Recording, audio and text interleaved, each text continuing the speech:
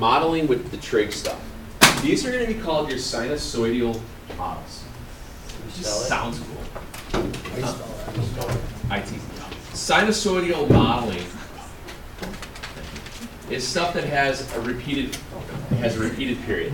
A lot of times you're looking at like average monthly temperatures. January starts it, December ends it, and what starts over again? January, and what ends it? December, and what starts it? And what ends it? So it's some sort of a period that cycles itself through. Just anecdotally, since we're in the northern hemisphere and more of a temperate climate, what happens between the months of January to, maybe around August, and then what happens for, morning gentlemen. Good morning. Then what happens around, say, August through December, normally? What do the temperatures do? And then they fall. Now, nowadays, everything just seems to be getting warmer and warmer and warmer. But hey, did you know that last month was the warmest month ever on record? What? And Ever? since the month before it? Since the month before that, globally? I mean, it's way more. I'm doing absolutely great. I'd be doing better if I didn't have to suffer past this class continuing that cold doesn't go to a spark. Cold ditches park. I didn't go last week. Yeah. Because I was donating blood, and I was too good. Hey, you know what I found out that I'm better at coal at? It's very rare that anybody's better than coal at something. Donating blood. How fast did you do it? I don't know, like 6 something. 5 something.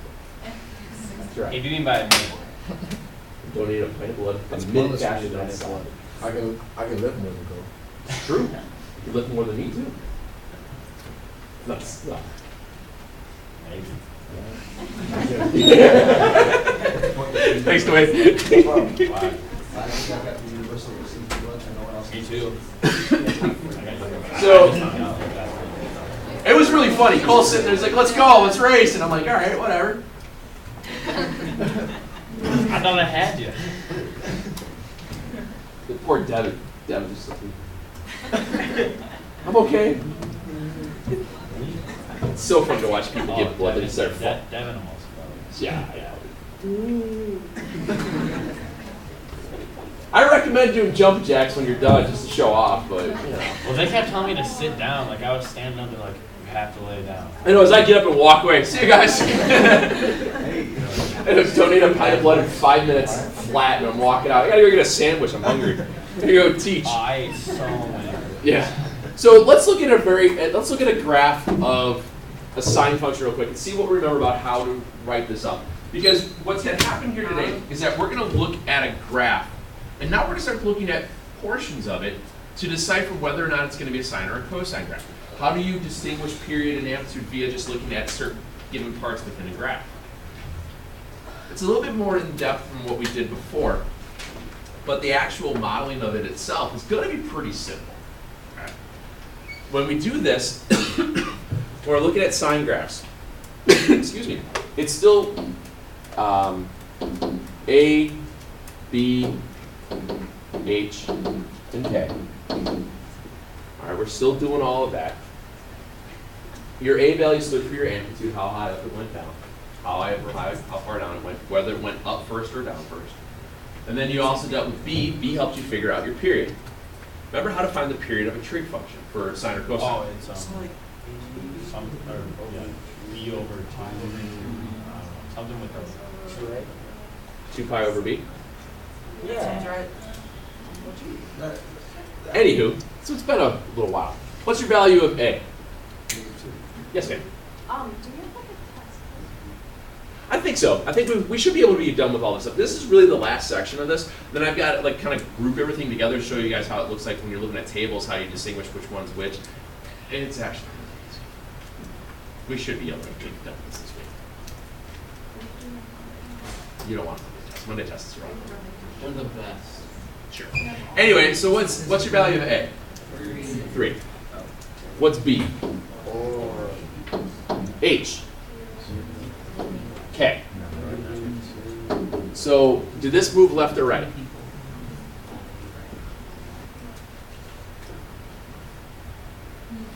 Moving down. It did not move. H is 0, it didn't go anywhere. It's going down. Does it go up and down? Goes down. We went down 2. So here's what we do. We know that our amplitude is 3. It's the absolute value of A. We know that our period is going to be 2 pi over B. We know it's also going to shift downward 2. Since I have no left or right here, I don't have to worry about so much. So I can probably graph this right away. When we graph these things, what I put out there? A point. Correct. What point did I put out there? My period. My ending spot, pi over 2. What did I put in the middle? Very good, pi over 4. What goes here? And what went here? Very good. I think over time you guys got pretty decent at getting those breakpoints rather quickly because you started to recognize the pattern of ending period, halfway, halfway, add it to the middle, and it works. We also know that since our amplitude was 3, but we had a downward shift of 2, how high up is this going to go after it's been shifted? Just going to go up 1. How low is it going to go? -5. Because the amplitude would have gone up to 3, down to 3, but since I'm moving it down 2, it's going to go down to -5. So we know it's going to go up to 1, and it'll go down to 5. Sine graphs. Yes, sir. No. I'm going to try and stay away from I'm going to try to stay away from an H to start with this, so we don't have to worry about it. Just for a little reminder wise here.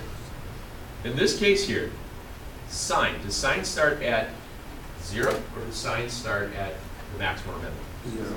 Start at 0. Now where does the 0 occur now? At -2. The 0 line, I'm just going to kind of throw this in here just so we remember. Oh, are we not doing a pair function first? No, we're going to go straight to it. I know that since my 0 line would have been at 0 since it's shifted down to, I'm just going to put a little dotted line at -2. Horizontal line -2. That way I make sure that I'm going through that. So we start at 0. We go to your A value, back to 0, opposite of A, and back to 0. And we got a cycle. Excuse me. So when we're looking at these things, the one thing that you can remember about the differences between a sine or a cosine graph was sine starts at 0 and it ends at 0. A cosine graph would start at a maximum or a minimum and finish at its maximum or minimum. How many times would a cosine graph cross its 0? Twice, very good. Now, the only other thing we had, that's how we were able to distinguish between the two. Now, what else we're going to look at is when we're looking at the breakpoints. As we look at what we have for our breakpoints, we have the distance between our maximum and our minimum. We'll go back to here, let's clean it. Between here and here, the distance between the maximum point and the minimum point is always going to be half the period. Okay? The distance between the maximum and the minimum will always be half the period. So the distance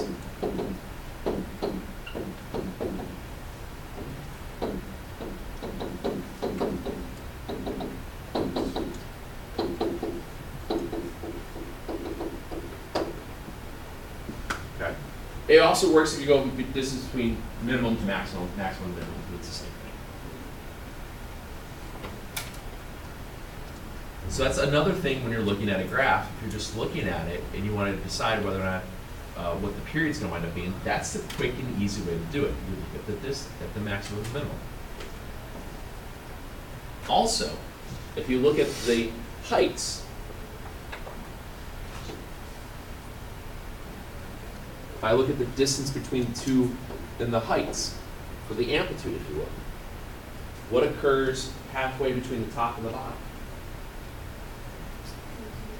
0, the zeroed part of it, the k value, if you will.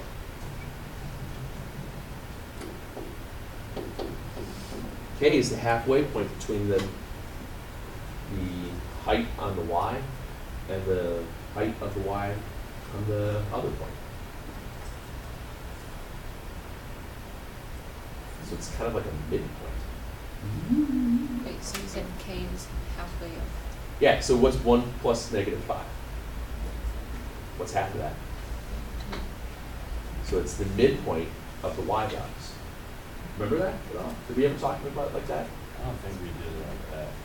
This is, we bring this back into here because when we start looking at how different ways to write graphs, we go this way. That's where this stuff's going to go into. Also, as we get into these a little bit more, we're going to be able to take a look at a graph, oops, like this.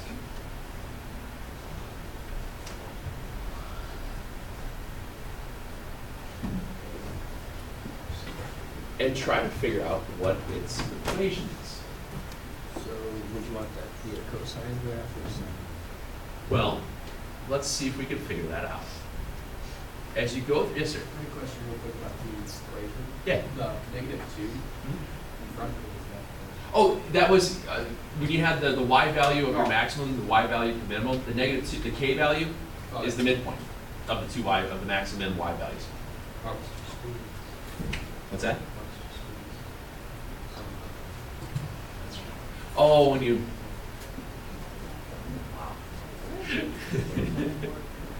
Now, in this case here, if we take a look at the 2 points that they're given, and excuse me, how it set itself out, what I want you guys to see is that we need to decide whether or not we want to call this a sine or a cosine graph. It looks like a second, like, dip at the end doesn't go to I will say that it does. Just to make our lives, I see what you're saying. I think it might be because it's a little crooked, but it should. So if we look at this, would you guys go with sine or cosine? cosine. Yeah. Why? It goes to the, Something with it 2 times. add that twice. X, It's easy. Because you don't have to worry about a shift. But that's kind of the reason why I would say go with cosine. Could you write it as a sine graph? Absolutely. It'd be a little bit more difficult because you have to worry about a shift. In this case, I'm just going to say we're going to go with cosine. The reason why we say it's a cosine is because it starts at a minimum. Remember, cosine graphs start at a max or minimum. If it starts at a maximum, what sign does your A value have? Positive. If it starts at a minimum, what's the sign of your A value? Negative. Negative. So this is a negative cosine graph. That's a negative value of A.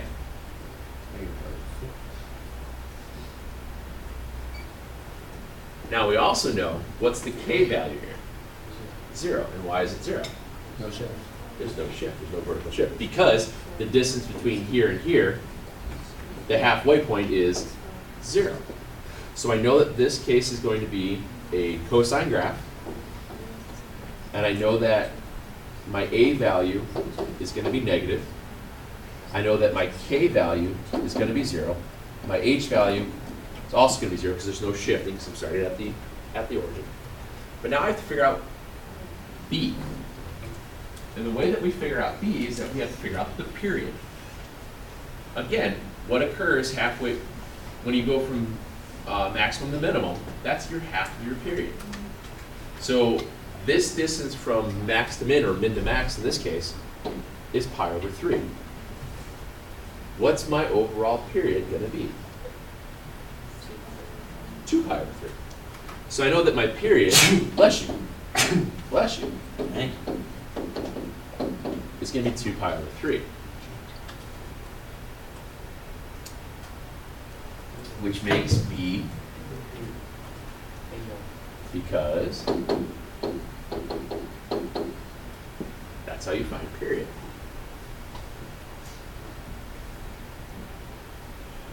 vaguely remembering that at all? Yeah, and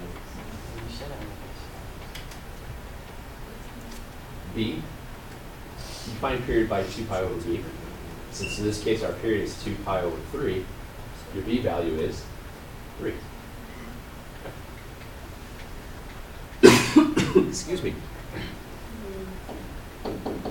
So lastly, what's our a value? It's going to be -4 because it started at -4. Do you have enough information to write the graph then? Write the equation?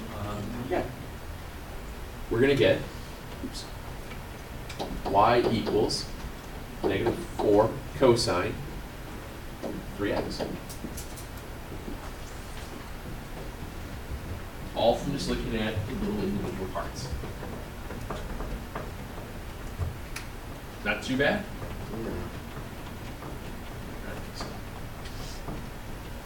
Because I think the graph that I remember on the test on this one, I gave you guys the parent function and the shift, so that you were able to see what the parent was originally, then you were able to distinguish the shift.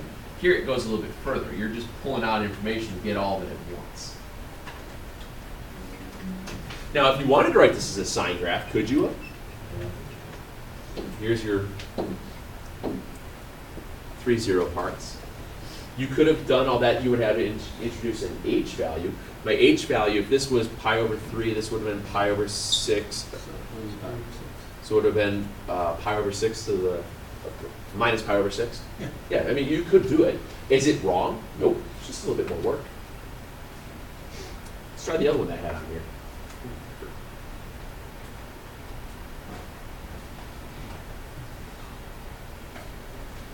This.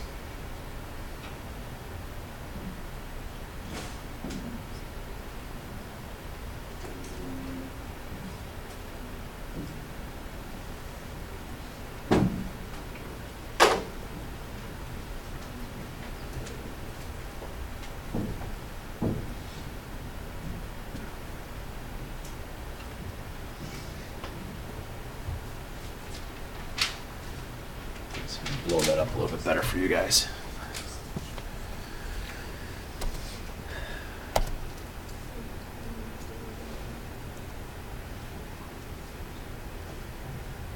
I'm gonna get that little crummy line in it. Sorry.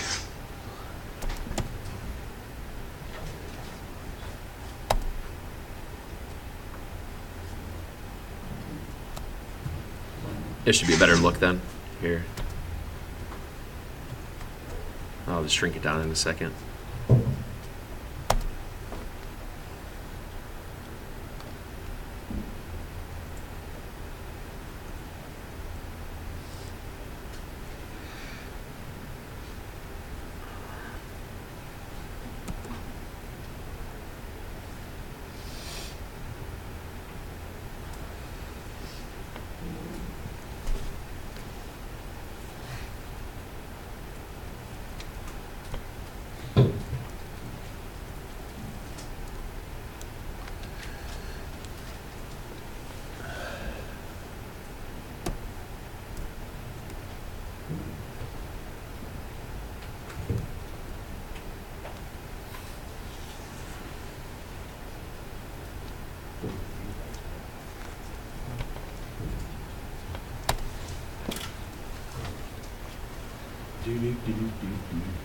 What are we thinking off of just looking at the graph? We're going to go sine or cosine?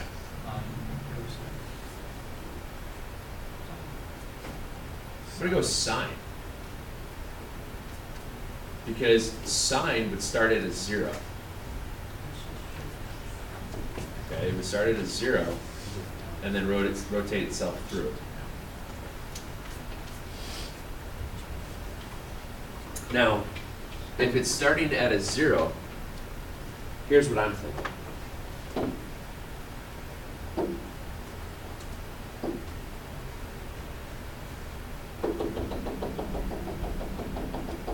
That's what I'm seeing as my 0 line.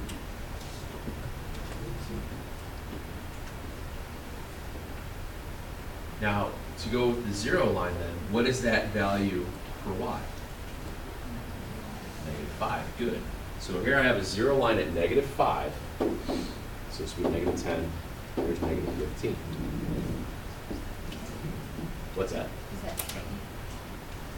Maybe. So what would have to be your value of A then? 10. Good. See how it goes from negative 5 to 5, it goes up 10.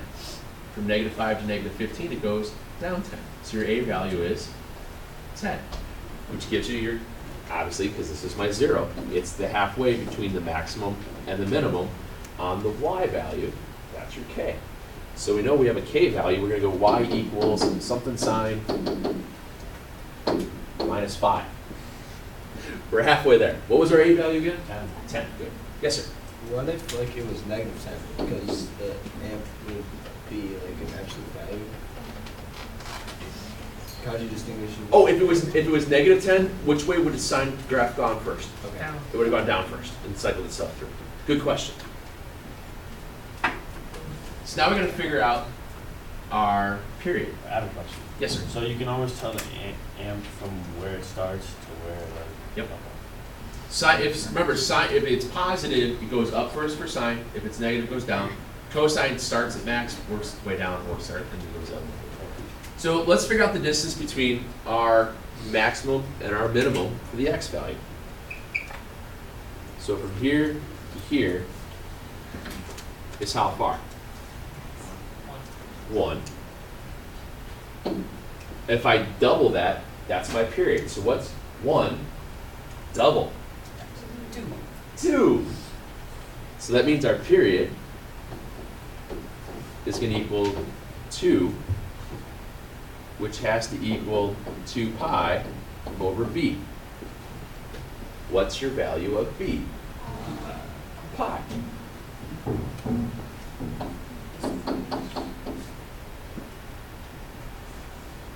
You okay with that? Now you're done.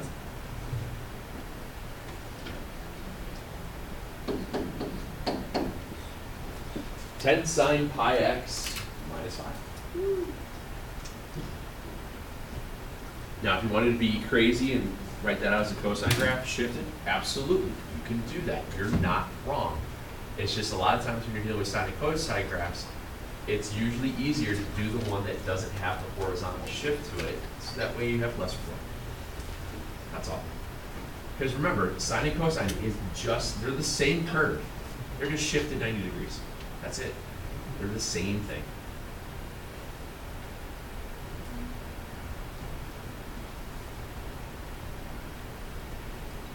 See, it's really exciting. Yep. I thought I was having a bad day with back hurt. You guys know that. Sinusoid is just the. Yeah, it's nice.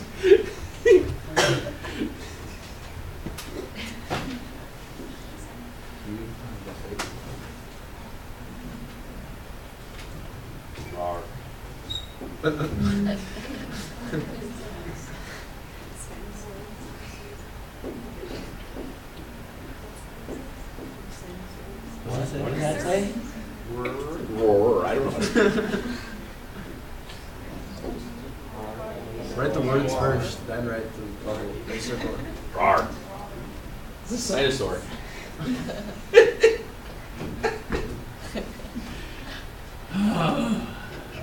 That's funny. That was good.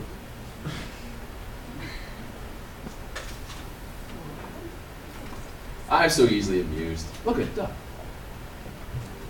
All right, do this one.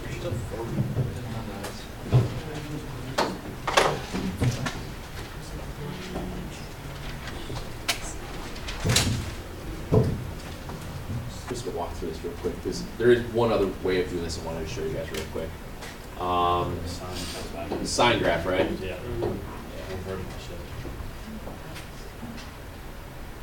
So we have, we'll say it's a sine graph. K value of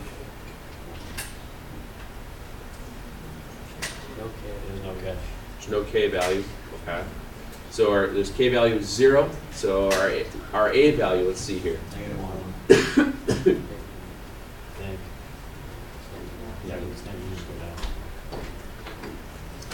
A value is -1, goes down. Our period, well, the distance between the two, you double it. So how far apart is 1/6 and 3/6?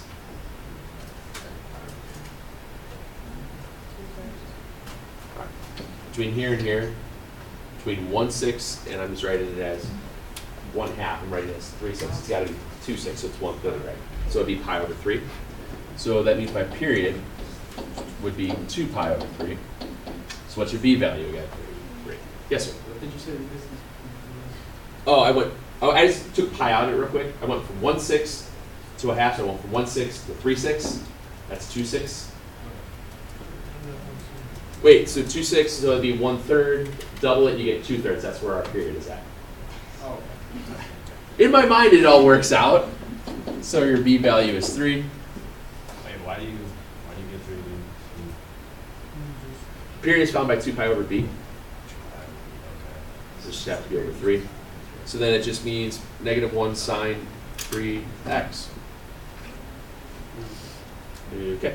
So the other way of looking at these things is if I give you a maximum and a minimum, just the point. Nope, I don't have that on here. I forget to put this on here. That's all right. I'll just put it like this. So if you have a maximum or minimum point value,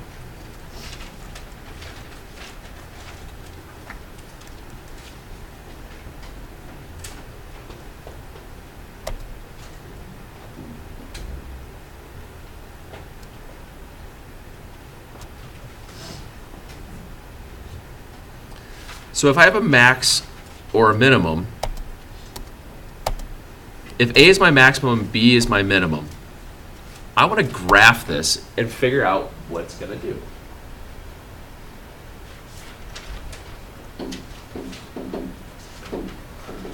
Actually, you know what?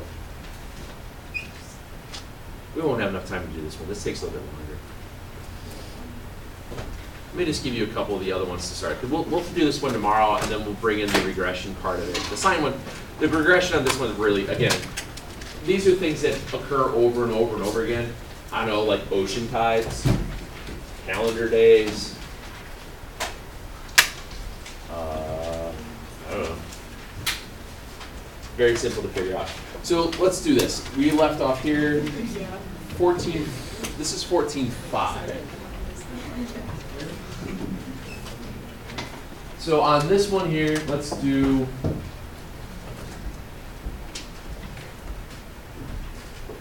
On 865, let's just do these 6. Write the equation.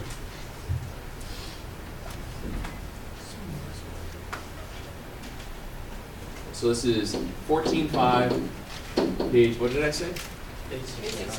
865.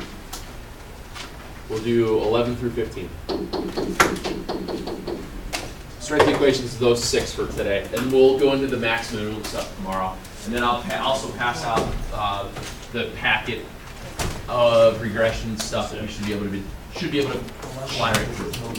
Okay? Yes, sir. Yeah, but it's taking a while. That's 1 hour.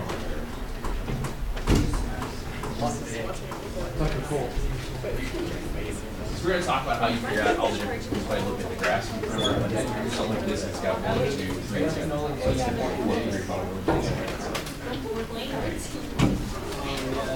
yeah, we'll build out of this then tomorrow. We'll do the A and B stuff. It's pretty easy, but that way we'll put some time to it.